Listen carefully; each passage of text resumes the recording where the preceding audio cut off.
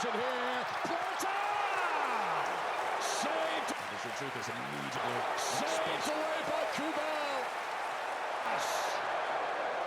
Por 120 minutos, nenhum gol, e então, em poucos minutos aterrorizantes na marca do pênalti, 72 anos de frustração suíça explodiram em pura celebração. Suíça 0, Colômbia 0. A Suíça vence a disputa de pênaltis por 4-3. Esse placar parece calmo, este jogo foi tudo menos calmo, porque a Colômbia tinha a torcida. A Colômbia teve mais finalizações. A Colômbia acertou o travessão. A Colômbia teve uma chance enorme no fim. A Colômbia ainda viu a Suíça perder um pênalti e parecer entregar a ela um caminho de volta para a disputa. E mesmo assim, a Colômbia está voltando para casa. A Suíça está nas quartas de final da Copa do Mundo pela primeira vez desde 1954. Essa é a diferença brutal entre controlar um jogo e sobreviver a um jogo. E a Suíça sobreviveu a tudo. O BC Place, em Vancouver, parecia e soava quase como um estádio da Colômbia. Camisas amarelas por toda parte, torcedores colombianos em número muito maior do que os suíços. Cada ataque da Colômbia trazia barulho, cada posse suíça trazia pressão, mas a Suíça chegou a este jogo com um grande problema.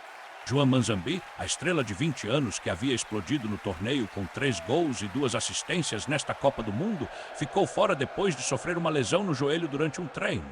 Rubem Vargas também não estava em condições de começar a partida. Então o técnico suíço Murat Yakin precisou jogar seu plano original no lixo. E isso mudou o jogo inteiro.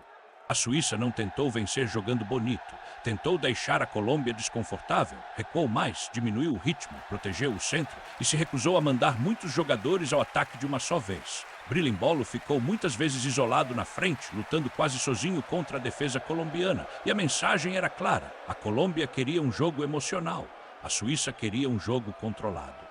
A Colômbia queria espaço, a Suíça queria paciência. E desde os primeiros minutos isso virou uma batalha de frustração. O primeiro grande alerta veio aos 21 minutos. Gustavo Puerta recebeu a bola perto da entrada da área e bateu com curva, de forma perigosa, em direção ao canto mais distante. Parecia que aquele seria o momento, mas Gregor Kobel voou para a esquerda e espalmou para longe.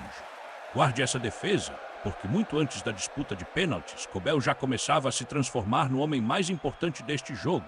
A Suíça respondeu com Fabien Rieder e Dan Doy, obrigando Camilo Vargas a fazer suas próprias defesas. Mas aqui estava o problema para os dois times. Eles conseguiam chegar às zonas perigosas, mas não conseguiam completar a jogada final.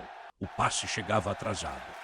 O chute saía apressado, o ângulo era ruim, o defensor aparecia.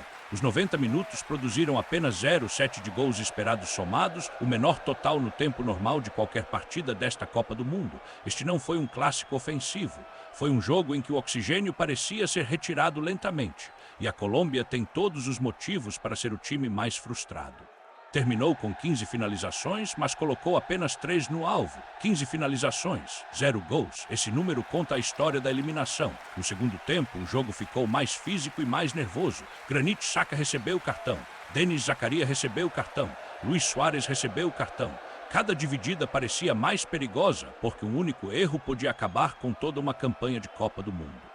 Então a Colômbia fez uma grande mudança tática. James Rodríguez saiu aos 66 minutos e Juan Fernando Quintero entrou. Agora a Colômbia tinha um pé esquerdo descansado, um ritmo diferente de passe e um jogador capaz de atacar a Suíça nas bolas paradas. Mas a estrutura defensiva suíça continuava resistindo. Luis Dias tentou criar espaços. A Colômbia pressionou.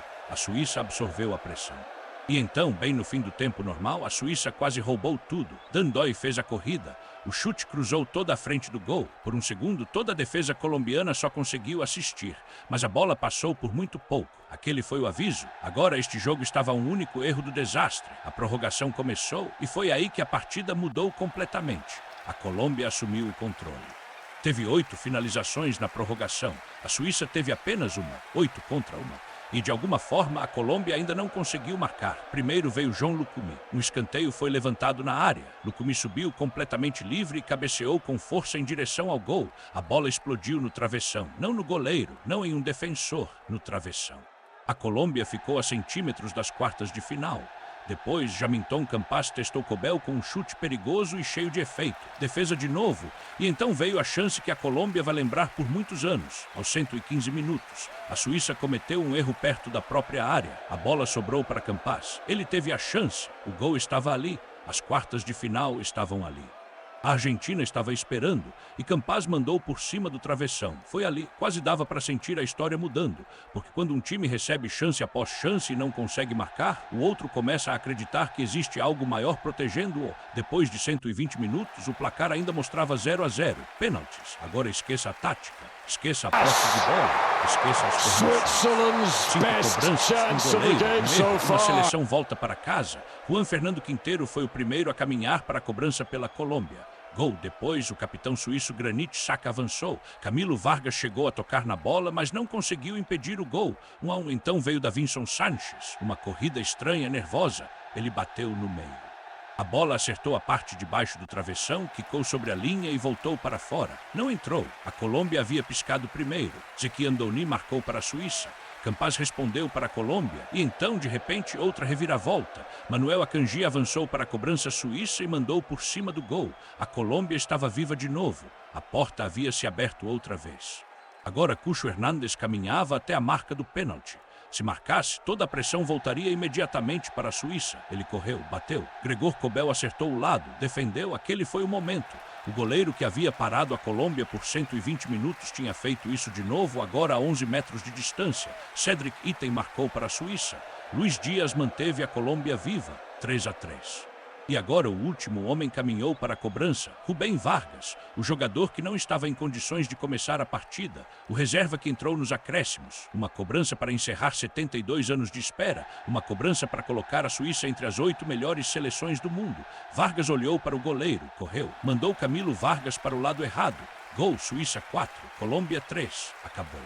O banco suíço explodiu e invadiu o campo. Kobel correu para a comemoração. Rubem Vargas desapareceu sob uma pilha de camisas vermelhas. E do outro lado, Luiz Dias ficou parado olhando para o vazio. Isso é futebol. 2 times podem lutar por 120 minutos. Um deles pode finalizar 15 vezes. Um deles pode dominar a prorrogação. Um deles pode acertar o travessão. Um deles pode criar a maior chance no fim. E nada disso importa quando a última cobrança entra no gol do outro lado. Para a Colômbia, isso vai parecer uma oportunidade gigantesca desperdiçada. Eles não foram destruídos, não foram humilhados taticamente. Não foram claramente o segundo melhor time. Simplesmente não conseguiram finalizar. E neste nível, isso basta para mandar você para casa. A Colômbia agora foi eliminada em todos os 3 jogos de mata-mata de Copa do Mundo que chegaram à prorrogação. A Suíça, enquanto isso, finalmente atravessou o muro que a parou uma vez após outra. Caiu nas oitavas de final em 2006, de novo em 2014, de novo em 2018, de novo em 2022. Desta vez, não. Desta vez, sofreu. Desta vez, esperou. Desta vez, seu goleiro virou herói. E desta vez, a Suíça sobreviveu. Agora vem a recompensa. A atual campeã argentina, Lionel Messi, uma quartas de final de Copa do Mundo em Kansas City. No papel, a Argentina será o time maior. Mas depois de ver a Suíça sobreviver a esta noite, alguém realmente acredita que será fácil eliminá-la? A Colômbia tinha o barulho. A Colômbia tinha a pressão. A Colômbia tinha as chances. A Suíça tinha Gregor Kobel, a Suíça tinha paciência, e quando toda a Copa do Mundo foi reduzida a uma última cobrança, a Suíça teve sangue frio, 72 anos de espera acabaram, a Colômbia está fora, a Suíça continua viva e a Argentina é a próxima.